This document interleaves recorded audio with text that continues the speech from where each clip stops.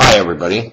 I want to thank Lindsay and Gini and all of the Spinsucks community for inviting me today to do this webinar. I think it's important that we every once in a while take a step back and kind of, rather than talking necessarily about SEO or, particular customer focus issues or individual ROI issues or newsworthiness and issues like that, and take a look at our whole profession, where we might be in the whole communications issues related to innovation, adoption, disruption, and what I call the dreaded S-curve, which isn't really that difficult to understand, but sometimes, things like that have a tendency to overwhelm us. And I want to start by looking at the big picture. And, really, business depends on four groups of stakeholders for its legitimacy. And when you think about it, really, any business, small business, large business, manufacturing business, business to business, doesn't really matter. We've got four groups of constituents. Employees and suppliers are the people that actually deliver our business. We've got the customers, and that's where we often spend a lot of attention and talking, and marketing has a huge responsibility here. Obviously, they're the ones that pay us money for our products and services. Then we have the investors, the owners, depending on whether you're public business or private business, the investors and the owners. And then thirdly, fourthly, what we have is what I call communities of interest. And the communities of interest are really, groups like public stakeholder groups. They could be regulators. They could be people in places where plants are located or manufacturing facilities are located. You name it. They could be CSR, corporate and social responsibility stakeholders that are associated with our business. But really, when you think about it, this is where marketing tends to play. And this is where communications tends to play. And I'm not suggesting for a minute that communications don't have a role with customers, but, it's these other three groups of stakeholders that are really wide open kind of running room when it comes to communications and how we think about traditional PR. That's just a kind of a place setter.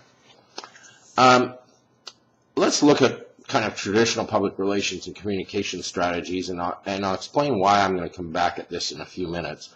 But traditionally, we've talked about, what were the key messages, and that's where you get into Spinsucks often. But we talk about our key messages, and then really kind of what are the creative delivery and proof points that we can ensure that we are making those key messages out, and we measure delivery of those key messages. Often, we depend on third-party opportunities, such as mainstream media or special events or op-ed and bylines or trade shows or you name it, you think about it, traditional public relations, all of the activities that we've traditionally done kind of sit in here, all with a view to kind of reaching these people in mass. And what we're going to talk about in a little while is how this actually gets disrupted in the current situation that we all face with respect to the web and mobile and social and all those kinds of things. So here we have kind of, if we think about the last few years, we probably, as public relations professionals, have had pretty broad adoption on a curve like this, where, we started understanding blogs, and along came Twitter and YouTube and Facebook and Google Plus, and we all established presence there, and whatever the shiny new social network was, we got involved there. And at the same time as we were adopting to these kinds of things, we also had this going on. And the traditional media was being disrupted by things like the Huffington Post and Mashable, and now there's all kinds of new media models such as BuzzFeed and Vox and you name it. So even traditional media relations is being disrupted in a new way. But, when you think about our industry and our business, we've been walking along. We have tactically kind of adopted these things into our practice of public relations. And then the question becomes, well, what happens next? And now that we've adopted them, where are we going? So this is the traditional S-curve of technology adoption and what it looks like. And one might argue that we're right here. which is the breakthrough point. General broad adoption, like we saw in the previous graph right here. And then there's kind of a new technology curve that emerges and forces you to continue adopting.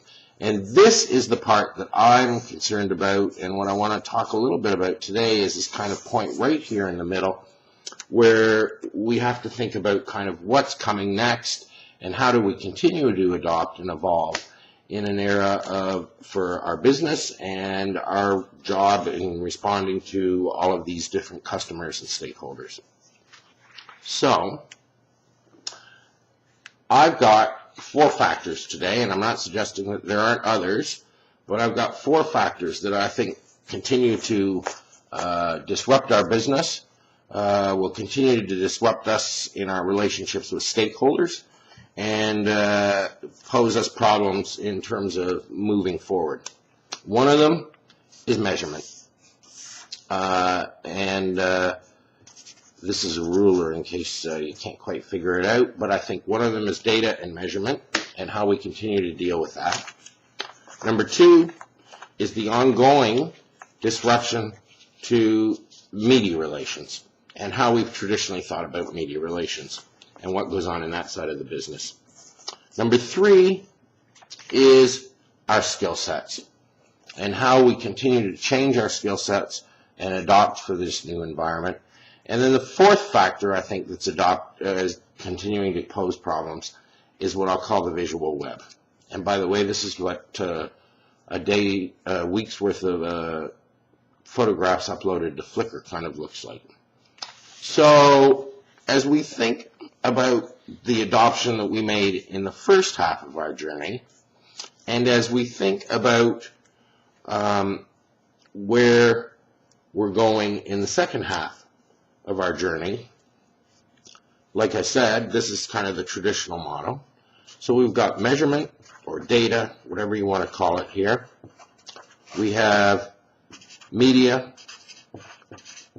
we have skills, and we have the visual web.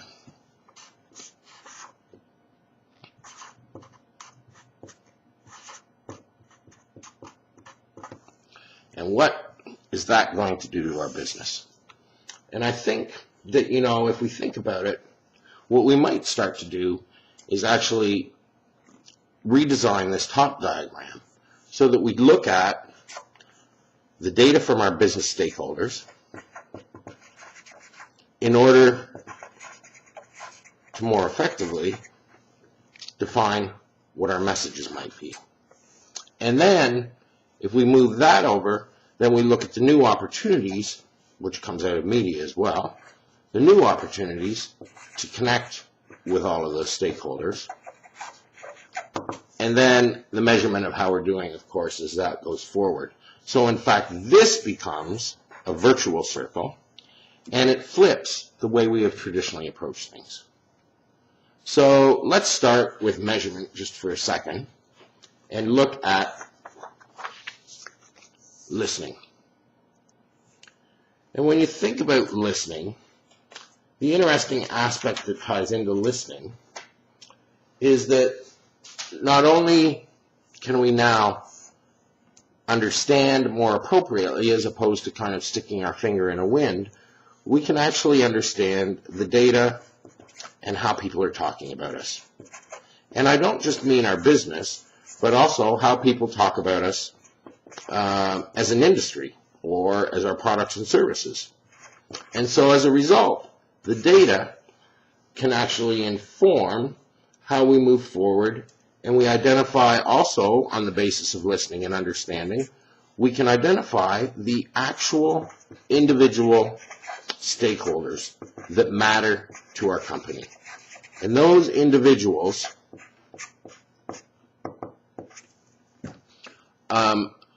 are now a player just as much as media are in many respects. But the listing and the data off of the web allows us to identify these individuals, and not specific audiences, but actual stakeholders that are causing either disruption or good things for our business, identifying advocates as well as those that aren't our advocates. And then finally, we can use all of this information to extend what we have traditionally thought about media relations. And by that I mean that these two things can better inform how we're acting here, and our media relations program can become more effective. The other thing that data, or measurement, or whatever you want to think about it as, delivers for us on the social web, is that by actually listening and sitting down and hearing all of that data, we can take our stakeholder groups and we can determine qualitatively and quantitatively, better than we ever could in the past, and you can combine that with market research data if you want, what they're talking about, the issues they care about, the sentiment as it relates to our company, and all kinds of other factors that better inform both our message, the issues that we can move on, the sentiment around our company. It allows us to measure the relationships and our connectivity with those stakeholders, and all of it relates to our brand and industry. So in fact, instead of having a big mountain of stuff that we do every day, we can become very targeted and focused in our public relations activities and actually deliver more value than we've ever delivered to business in the past. So that's kind of factor number one. Factor number two, this is the challenger. Skills matter because there's a whole bunch of different skills across a whole bunch of different relationships and a whole bunch of different functions. And we have an increasing need for deeper and more sophisticated skills in order to put it all together and fly like the good old Challenger used to, into space and back all the time. But here's where we run into some issues on skills. And I'm not going to read all of these to you, but, and you'd kill me if I did, and this is available on the web certainly. But look at this one. 74% of business executives say that their company has a digital strategy, but only 15% believe that their company has the skills and capabilities to execute on that strategy. And down here, Capgemini survey, 64% of marketers expect their role to change in the next year, and 81% believe their role will change in the next 3 years, and yet they don't believe that they're getting any assistance or adoption from their own companies to move forward. So one of the things that I've been also working on is actually a framework that I do with Shell Holtz and Mark Dolan's. Mark is former Pepsi. Shell, many of you know him from IABC and FIR. But, if you take a look at a social strategy for business, and you look at four major components: the content production, the project management skills to social media, the social specific skills, the social media center of excellence, what we've identified is 30 plus skills and competencies, and then we've identified those 30 competencies and determined kind of what would be basic, intermediate, and strategic levels, so that if you take your talent across your organization, you can now map that to your strategy requirements and determine where your strengths, your weaknesses, your gaps might be. And as a result, once you understand where your talent lies and where you need to grow, you can both change your strategy, you can spend time on professional skills development, you can hire staff with the required skills, you can utilize your agency resources in a new and better way, or you can redefine the business and agency mix in the way that you're approaching things.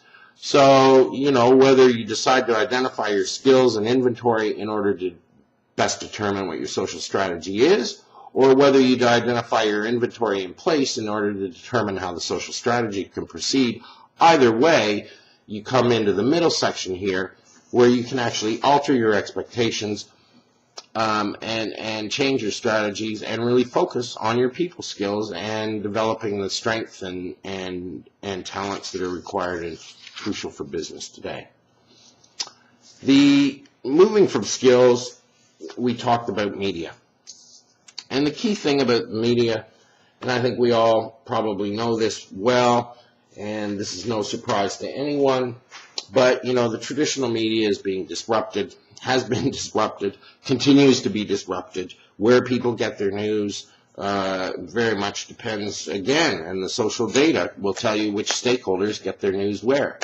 But the traditional media itself is being disrupted, and yet the question is, has our media relations approach been disrupted? Have we thought about these new outlets and how we deal with them, whether it's a BuzzFeed or any other organization, and what comes out of those kinds of things? So, for example, if media relations is being disrupted and we've got new media outlets, but we have some other things too. For example, a media story is all of a sudden shared, and no longer do we have to count on just the megaphone, because there are lots of other people to tell our story. And then the other question is, in the fire hose of information, how do people actually filter information? Where do they get it? And why do we continue to spray and play? Really, those are fundamental questions that are disrupting media relations and how we approach it. For example, when people are sharing these stories, what are we doing as follow-up? What are we doing to get that sharing going? And another aspect in this respect is the whole issue of paid, owned, and earned, as we all know, and how they interlink together. And that all raises significant questions about how we think about our media strategies and how we implement them. And I'm not sure that yet we have completely crossed that bridge in our public relations thinking and how we organize for our business and the skills that we need even in our media relations teams as we look across the board. Finally, let me talk to you a little bit about something that I've been struggling with. We increasingly live in a visual world. And this is a slide from a presentation that I did about a year ago. And I said, it's easy for us to make this adjustment. Visual counts, and therefore, public relations people and communications people need to become more visual. Here's where I disagree today. I made it wrong. I was wrong. It's not easy. Visual does count, and we do live in an increasingly visual world, but we don't have necessarily a coherent visual literacy or visual thinking in order to move us forward. And I've started to write a little bit about this on my blog, and I'm going to raise a couple of the issues today. But I want to show you also what this visual world looks like. This is the Kleiner Perkins Mary her annual report, and look at the growth of visual communications in the last 2 years. It's phenomenal, really. And this doesn't, what's missing here are things like Google Plus, which has a very active, has hundreds and hundreds of photo communities. This is also missing, for example, Beyonce, which is a professional photo community, and kind of related to the Creative Cloud with Adobe, so it relates more to professional photographers. But those are two other web-based networks where, there's phenomenal uploading of photographs every day to the web. And yes, that is 1.8 billion photos uploaded and shared every day. And as Eric Kessels is an Amsterdam photographer, I think you can see that fairly good, has tried to demonstrate that's what a daily upload of photographs to Flickr would look like if it were thrown into a room and shown to us. So kind of, walking around in a mass of photographs. And I think, what does this pose? Well, it causes, why do I say visuals are important, and it's obvious why I say they're important, but why I say we need a visual literacy, or we have to move forward in our understanding of visual, is because there are two things going on here. There is visual plus text, which is where you might be using visuals to, in fact, explain or further demonstrate or draw people's eyes into text and stories. But there's also, in things like Snapchat and Instagram, visual is in fact becoming its own language. Think of this, for example. Text messaging is on the decline, and people increasingly just simply snap a picture and send it to their friends. Google Glass the folks at Google Glass noted at one point. You know, you could get a message in Google Glass saying, what are you doing right now? And someone takes a picture, they're out at a restaurant, they take a picture of they're eating dinner at a restaurant. Or in some cases, people snap a picture of being on the same street to let someone know that they're around the corner and ready to pick them up to go out for their night on the town. In all of these situations, visual is becoming its own language. And I'm not quite sure how we think about that, because visual as its own language has its own problems.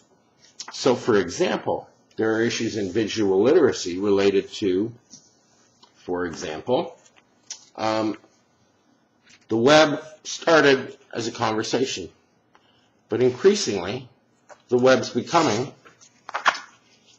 cave drawings. And so, you know, what does this picture mean to you and what it means to me are two very different things. And then the question becomes not only what does it mean, but how do you enter a conversation when it's an image like this? And then there's the issue of, visuals can also be terribly ambiguous, and we don't necessarily know what they mean. Or it's very clear what we mean, but the words don't match, and then we have a problem. So in this respect, we've got a whole series of, issues around, is it real? What's the meaning of the photograph or the picture or the diagram? How do we actually use visual to mean something to people? Because visuals mean different things to different people, and people respond in very, very different ways. Because visual is a mind process that is ingrained in our heads, and we're not really sure completely how it works, although it also happens to be one of the most effective ways our brain works, and it also happens to be one of the fastest ways that our brains work. And just discovered this year was how quickly people can remember that. And in fact, if I showed you a little grid of, say, 8 pictures, and then another grid of 8 pictures, you would know which pictures in just if you looked at it for just a few seconds. If we took this piece of paper and made a grid of pictures, you would know which pictures were the same from grid to grid and which ones were different almost automatically. In fact, not a photographic memory in the context of I can read this book and remember it in two minutes, but if we're looking at a grid of pictures and then another grid of pictures, we do in fact have virtually photographic memories. So I think there's issues of visual literacy and visual communication, and how we start to think about this and talk about it and put it all together in a coherent framework so that we can use it in marketing communications is very important going forward. Like I say, I don't have all the answers to this. I think it's an area where we will be disrupted further in the near future if we don't start to get our heads around it. I've started to explore some of this on my blog, and I hope that in the discussion going forward, either here or over on my blog later, that we might discuss that even further. And with that, I'd like to embark and take as many questions as you want. If you want to find me, these are the different places you can find me. Gini, thank you so much for the opportunity. It's so much fun to be with you guys. This has been a quick presentation. I hope a little bit different presentation. And you know what? I'm standing on my head here looking forward to talking to you. Bye.